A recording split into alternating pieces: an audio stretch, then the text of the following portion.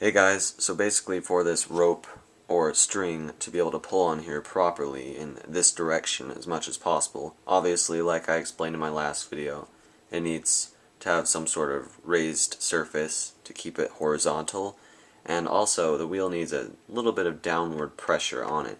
Basically the part that's going to lock it every time will be pushing down on it, and it'll also lock it and prevent it from going back.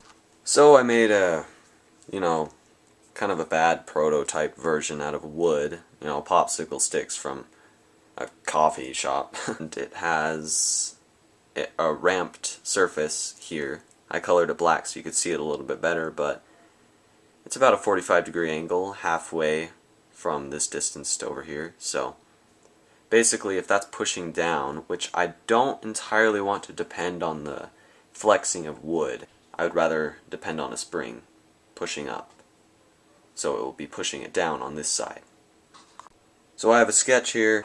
This is the wheel right there, and basically it needs to be pushing down, and I'm going to need some sort of ramp on here.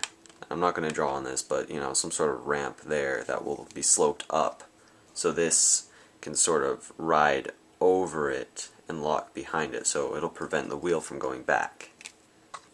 So in this sketch I kind of represented what it's going to look like.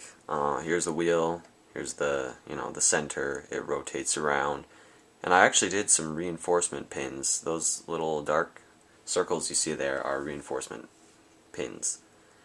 Here's the surface that I plan on having on the wheel right there. This piece on top would be this part, so you can see how it would go up. It would ramp itself up pretty much and lock behind it, so it can't go that way. And the lever, I would plan on having it look more like this, with a spring that's always pushing down in this direction, and this would be the top of the wheel right there. I just think that would be more reliable than wood. So in my last videos, I guess I shouldn't have assumed that everybody understands how dual action works. So here is the slider. This is what usually people call it, and it has these spring-loaded hooks here like this. And this little piece right here you see on the blade, that is what the little hook hooks onto. See? Right there? See how it would hook there? So, basically, these spring-loaded locks here, always being pushed out, and they're being stopped by the rail. And this blade stops right here.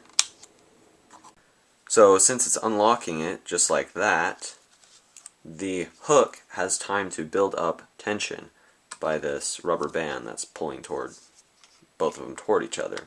So if I put it in here like this, and I push it all the way back, see how it's locked right now? So that builds up tension until it goes out and back in. And maybe in an upcoming video I will show you guys how to make this hard paper. And it is actually paper. This is 16 layers right here. And what you're looking at is the part I cut out, well, this way, the part I cut out for the wheel. So, anyway, thanks for watching my video, and if you have any questions, please ask in the comments or write a personal message. Be sure to subscribe,